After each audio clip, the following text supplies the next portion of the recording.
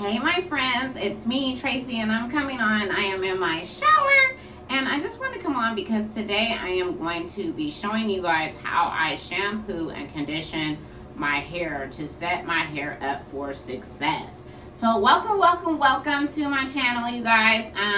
This is just going to be a washing and conditioning video only, and then I'll come back and make another video just on styling.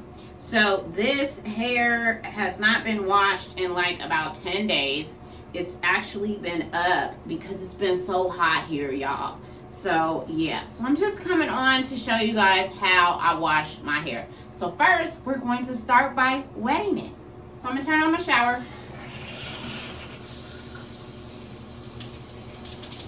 And I am just gonna get the water warm and then start wetting the hair. Just like this.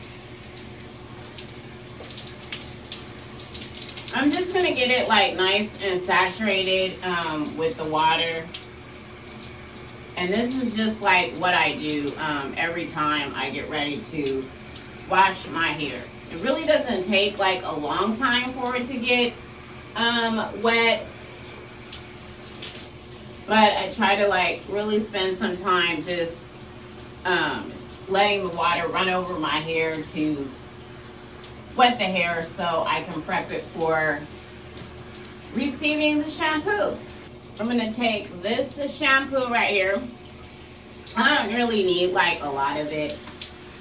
And I don't have to cleanse my hair for one time, y'all. That's like what I love about this. It's a normalizing shampoo.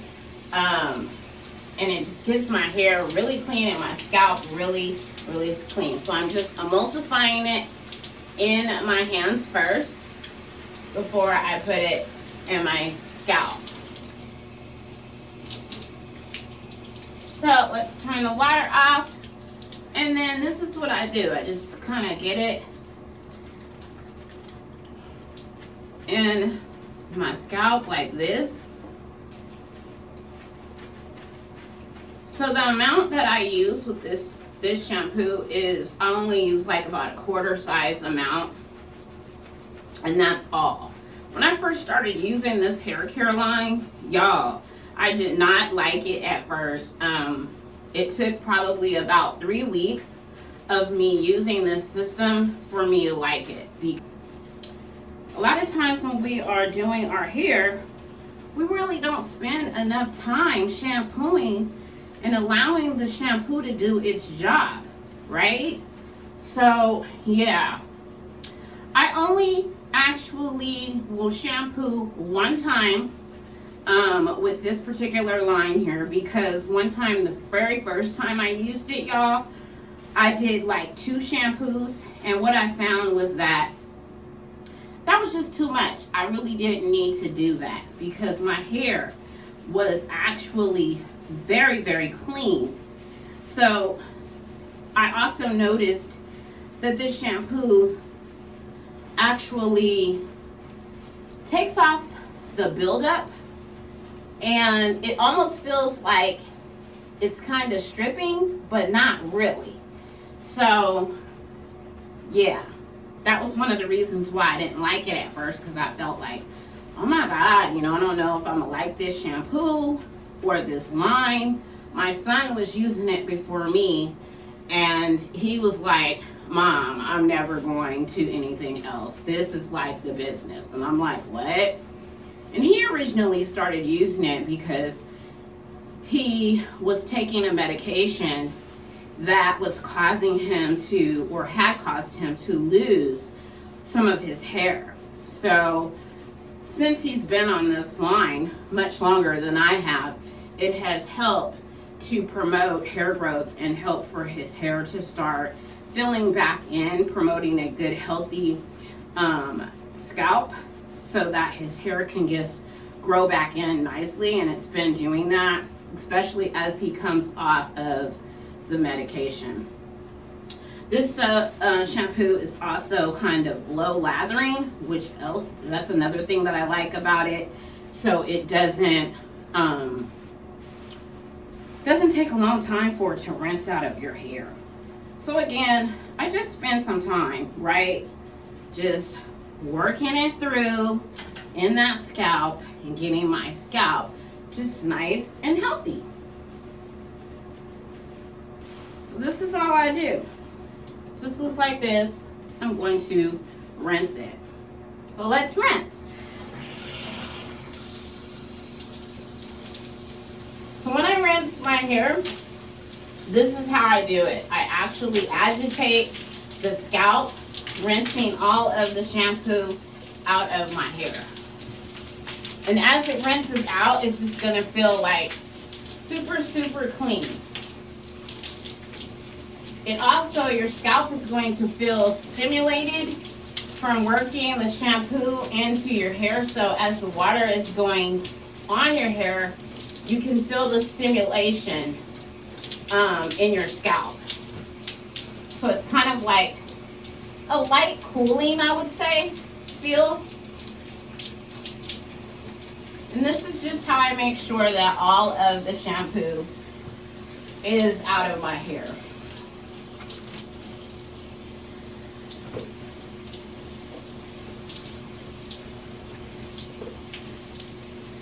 So as I rinse it out, it just really prepares for the hydration.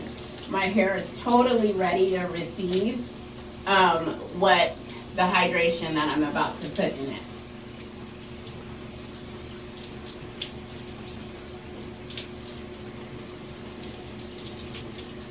So yeah, how you guys doing on this weekend? So all of the shampoo is rinsed out. So now I am going to go ahead, put my hair like in two, and I'm going to use the conditioner.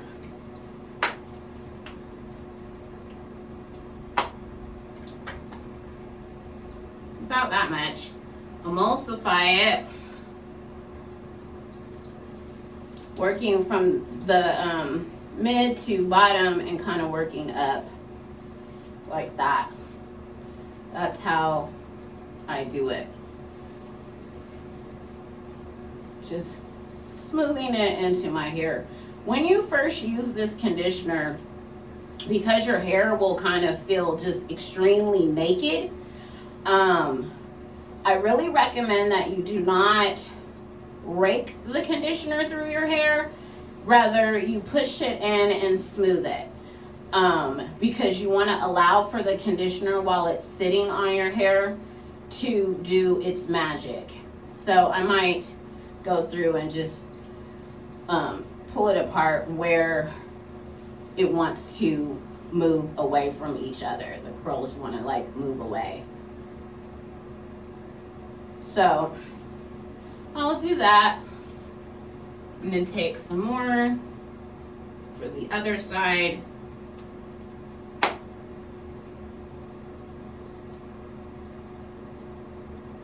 But I just absolutely love this shampoo and conditioner system.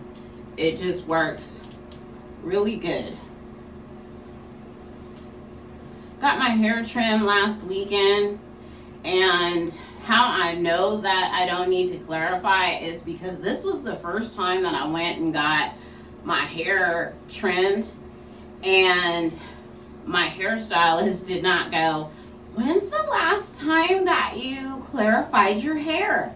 Even though I was clarifying before, once a month. So I was doing the clarifying, but yeah, she was always asking me that. This time she just was kind of like, "Man, your hair feels like really, really good. It feels super, super healthy." So we just kind of went in, and you guys, I have been natural or wearing my hair in its curly state since 2010. So it's been about 13 years that I have been wearing it in its natural state. I'm going to just put a little bit of water.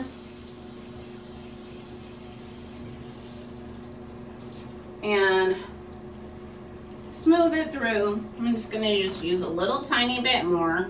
just for the back, because the back of my head, those curls tend to be a little bit drier. Not using that much, just this much. Emulsifying it and putting it through the back.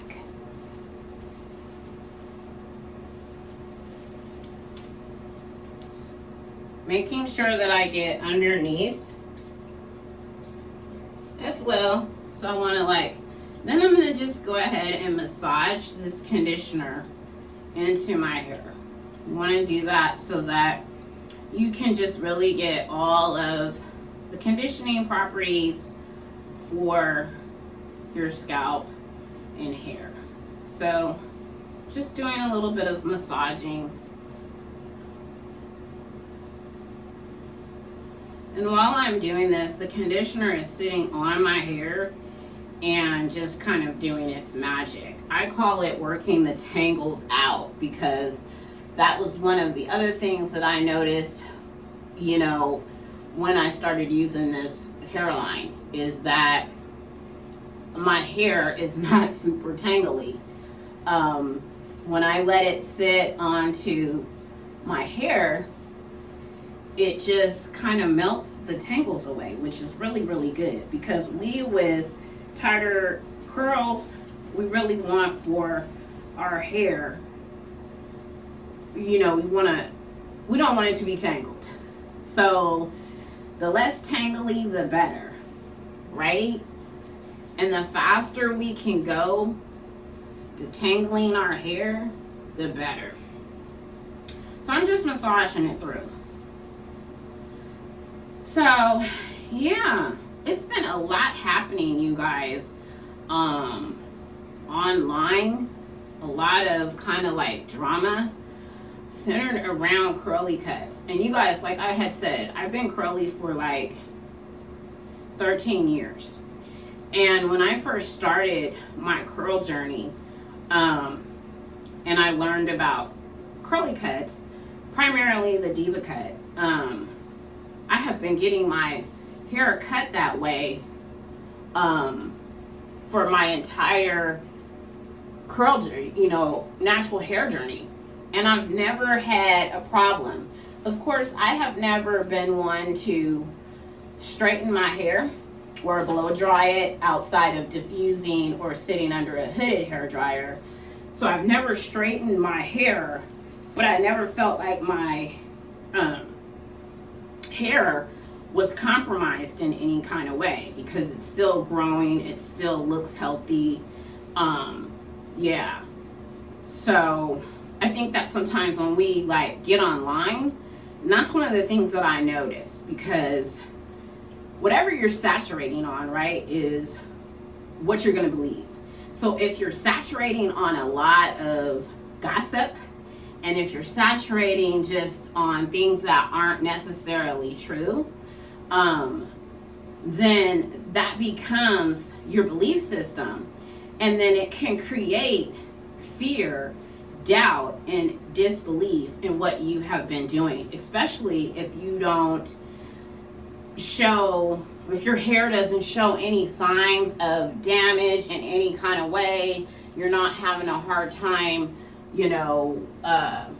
detangling it and things like that. And if you're going for your regular trims, and I always say too, you guys, when you're looking at research and information and stuff, always get multiple sources, right? And then also the source that you are looking at, really look at every single thing, because sometimes if you listen really closely, you'll learn that they haven't been going to the same stylist, for that 10 or 15 years. They kind of bounce around. Or, yeah, and so if you're bouncing around, you go to one stylist for this, you go to one stylist for this and another stylist for that, and you're not consistently going to the same person, it doesn't really allow for that hairstylist to really know your hair as their client, right? They don't get a chance to really learn it, because you're not coming in there all the time. So, yeah. So there's that piece too. You know, I have been going to the same lady that does my hair for about 7 or 8 years now. So I just kind of clip my hair up like this. So I've been going to her for like 7 or 8 years. And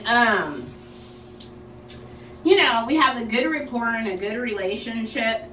And yeah, so she knows my hair and she knows what's normal. And I have, because I'm doing my hair at home, I'm also looking and examining my hair and going for regular trims and stuff like that. And let me just put this out there. I am not team black girl curls, because I never been on Sesame curls or any of that. When I first started my curl journey, I was the book girl. I was like, all right, I need to soak up the knowledge. So I bought books and I read about hair. And that's kind of like how I learned a little bit about hair, my hair texture, the difference with porosity and low density and your texture of the hair and all that kind of stuff, just from reading. I found that to be very beneficial. So that's kind of like how I started when I started my whole journey. And then of course I partnered with a professional, and then I asked questions with that professional that I was going to. So I get all my questions answered. I kind of dissect it and I see if it's like, do I think it's true, or do I think it's false, or do I think it's skewed information? And then I just kind of make a determination that way. That's kind of like how I have always been when it comes to anything. I like to do research and I like to read and just kind of, yeah, I just like to research and read. So I find that that's very helpful. And then from reading, then I can take that information that I have learned and I can ask a professional, hey, you know, I've read this. What do you think about this? I can ask those questions so that I can get the best results that I'm happy with. And at the same time, I can feel confident with how I am also maintaining and taking care of my hair in between going and getting my trims. So yeah, then you can kind of learn if you need to go and get trims like more often or less. Because one of the things I do know is that a lot of times we as black women, because we try so hard to hold on to our length, we tend to want to stretch out our trims or our maintenances for a long extended periods of time. I remember when I first was on this journey, I was going like twice a year, so every 6 months. But then what I found is that I wasn't retaining length. Why wasn't I retaining length? I wasn't retaining length because instead of it being a maintenance cut, it became a haircut.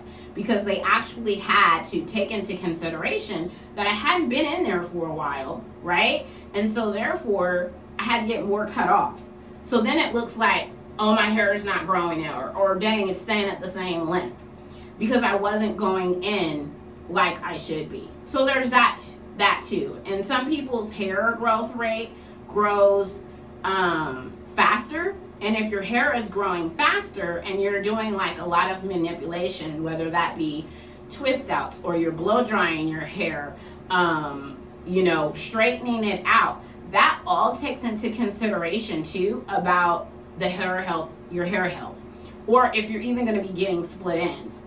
Me personally, I have never, since I have been using or wearing my hair curly, I have never blow dried it straight in like 13 years. So I don't even know what it would look like straight because I haven't put any heat to my hair, any type of direct heat. But I know that sometimes we get curious, right? And we just want to see, or maybe we want to see like, we want a different look or a different style. And so therefore, because we want a different style, we straighten it out, we get a chance to see the length. all of that is going to put a little bit more stress on the hair, which too can cause like split ends because you're blow drying it. You're putting, and even though you're putting heat protectants on, you're still doing a little bit more extra manipulation to the hair. Then how you wear your hair throughout the weeks, right? Do you wear your hair up a lot in a lot of hair ties? Even if they are like hair ties that are like the silk ones or satin scrunchies and stuff, you're still putting stress on the strands. So that also all takes into consideration, you know, how your hair is going to react. So that also takes trial and error so that you can actually like learn what you can and cannot do.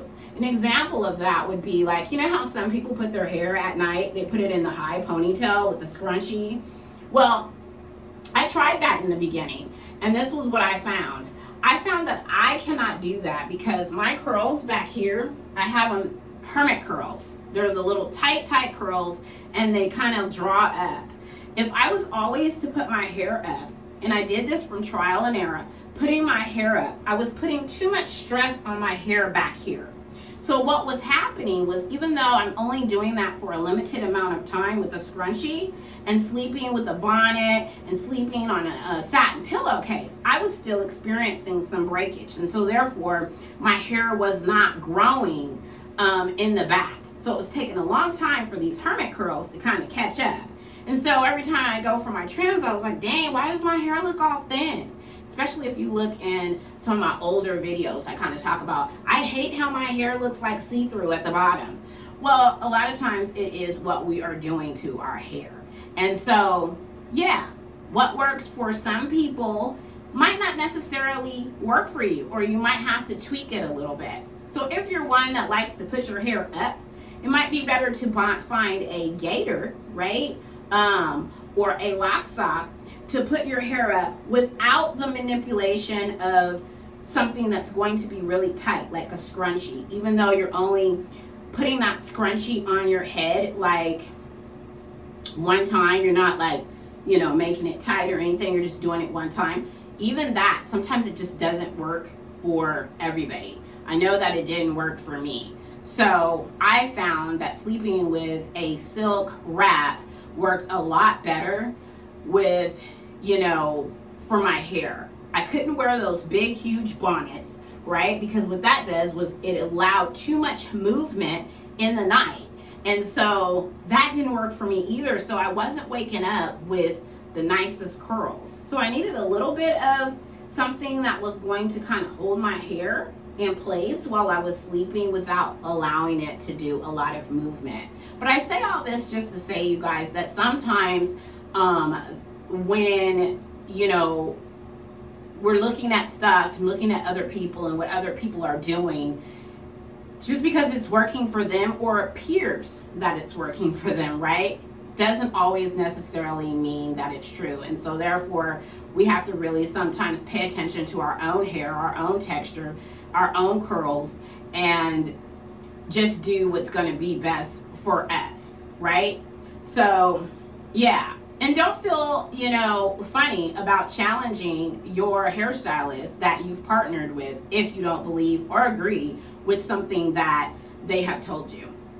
So that's another piece too. So, yeah, just my two piece, you know, as I've been watching like all of the hoopla and stuff that's been happening online, it has caused me to really ask a lot of questions. One of the questions that I did ask to a professional online one day when they were actually doing a live with another influencer was, I asked the question of, because they were talking about how curly cuts could not address split ends, right? So my question then was, well, you know, remember in the back in the day when people were cutting people's hair wet? Because that used to be how I always got my hair cut. I always got my hair cut wet when I was wearing a press and curl. So I asked the hairstylist, if I get my hair cut in its wet state, cutting my hair wet, does that address split ends? And you know what their answer was? The answer was no. No. That didn't really make sense to me. And you know why it didn't make sense? Because I had been getting my hair cut like that for years before I was wearing my hair, you know, in its natural curly state. And I never had split ends, getting my hair cut wet. So I think what it boils down to is people's training level and what they're comfortable doing. Because some people are going to be experts at cutting their hair, cutting people's hair a certain technique. And that's going to be based on training, where they went to school, you know, also critiquing their own work, all of that kind of stuff. So, because at the end of the day, you guys, these people are human. Human meaning they are still capable of error. And so sometimes when we're asking questions, we got to just really kind of analyze what people are saying. Just because they're a professional doesn't necessarily mean that they're always right? And so, yeah, it's just like with Western medicine. When you go to the doctor and they tell you, oh, it's this, right? Don't be afraid to ask questions and challenge doctors, because guess what? They're human. That means they're capable of error. We need to be praying about everything, right? That's a concern to us. Because if it's a concern to us, it's a concern to the Father. Hello? And so, therefore, we need to be asking God for discernment, too, when we are talking to people. Because you just never know. But God, He always knows everything. And so, therefore, I believe that the Lord that I serve, He can give me the wisdom and discernment to understand what I need pertaining to my hair, because guess what? He created it. Hello? And so who better not to, you know, consult with first, right? So anyway, that's just my two-piece, you know, as I'm just like sitting here with this conditioner on my hair. My hair is feeling, or my scalp is feeling nice and tingly, which is really nice. It's not an irritation, but you can actually feel the actives that are in the product that are working at stimulating the scalp. So that's why it's really important to kind of do that little massage as you're massaging the conditioner. You will even feel the actives working when you're doing the shampooing too, during the shampooing process. So yeah, I really, really do like this, these products. So anyway, I'm going to wash my face. And then after I wash my face, y'all, we're going to just continue on, because we're going to start with the detangling process and detangle our hair. And so, yeah, and this is just how you set your hair up for success so that you can get the best styling when you style your hair. So, yeah, and I'm also going to be styling it today with the same combination on the last video, which was the I Create definition with Imba Naturals on top as my topper. But I'm going to be using a lot less product than I did before, because y'all, I really did not like that set. OMG. If you are on my Instagram, Inspire Radiance, at Inspire Radiance on Instagram, you see me doing a little reel where I am talking about how I had the top ramen noodle curls, and I just kind of like did not like my hair, and it was so doggone firm. So it lasted a long time, but it was firm. So yeah, just wasn't my thing. Hello? Oh, and I had like really no volume to my hair. That also could have had something to do with how I styled it, because I think looking back, I kind of brushed my hair down instead of more out, and I didn't do the looping. Like, you know, I didn't do a lot of that, I don't think. So anyways, there's that piece. So, y'all, that's just my two-piece, you guys, as I have been just following all this stuff online. You know?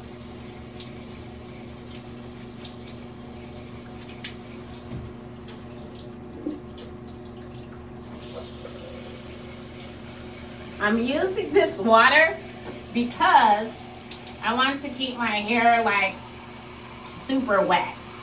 So I'm just filling up my little cup right here.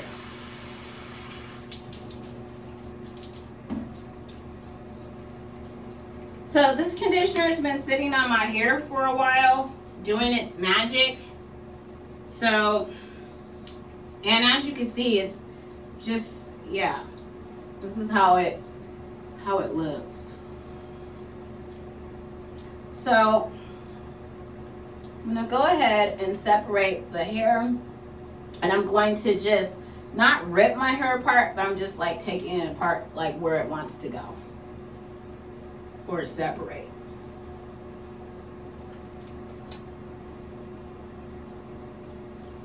And then we're just gonna detangle.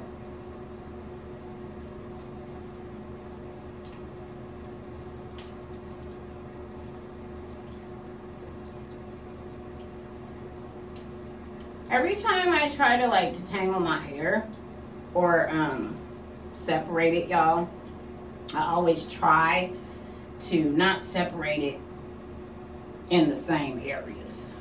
So I'm gonna put a little bit of water on my hair.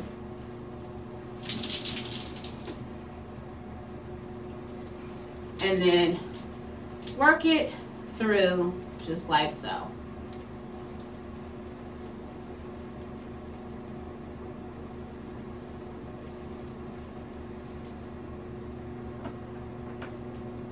Then I'm going to take my trusty Tangle Master brush and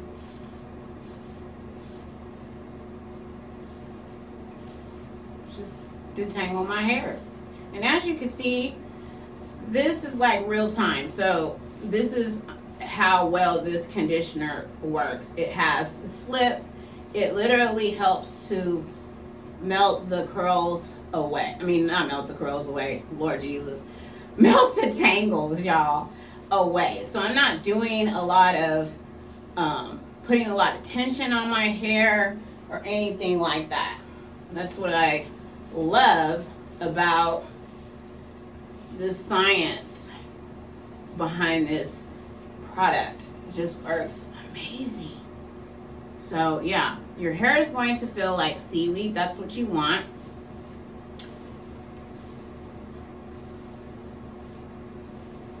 So see that? My hair is like nice and detangled. Right. The other thing I like about it is I don't have a lot of fallout. You know, my hair does shed because we lose what, like 100 strands a day is what they say. But I don't have like a lot of big clumps of hair during the detangling process that has been just pulled out. So I'm gonna shut up and just show you guys what I do.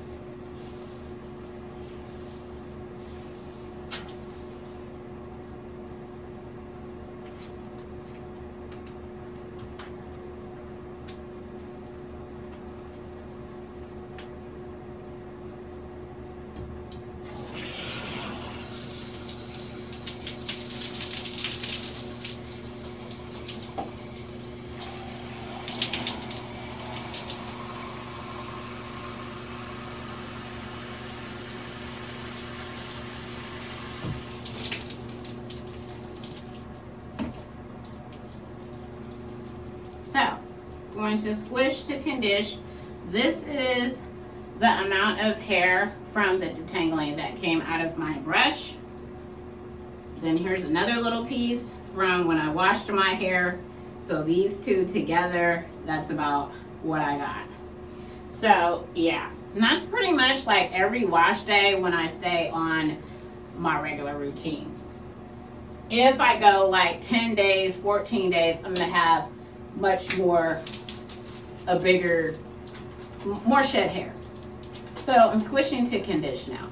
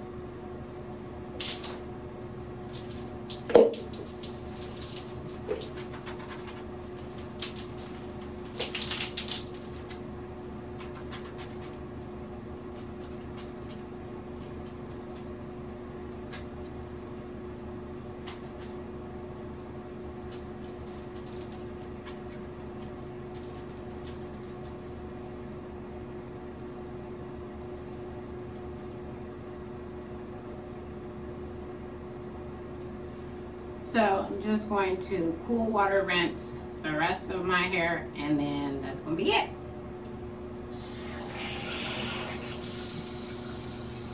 Tip-it water is usually what I use to get the rest of the conditioner off of my scalp. This is just my preference. I know that I've heard some people say you don't have to do cold water rinses. But even when back in the day when I was getting my hair done, this is what my old hairstylist used to do all the time, rinse my hair and tip it to cold water. And so I'm still following the same principles. And yeah, I like the results that I get. Hello?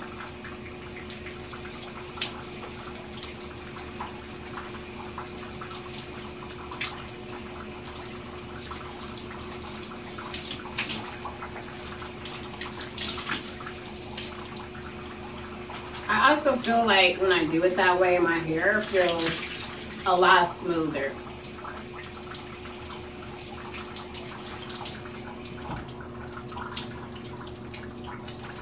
And then that's going to be it, y'all. So this is my hair with the rinse out conditioner in it, and it's ready for me to wet plop, and then that's going to be it.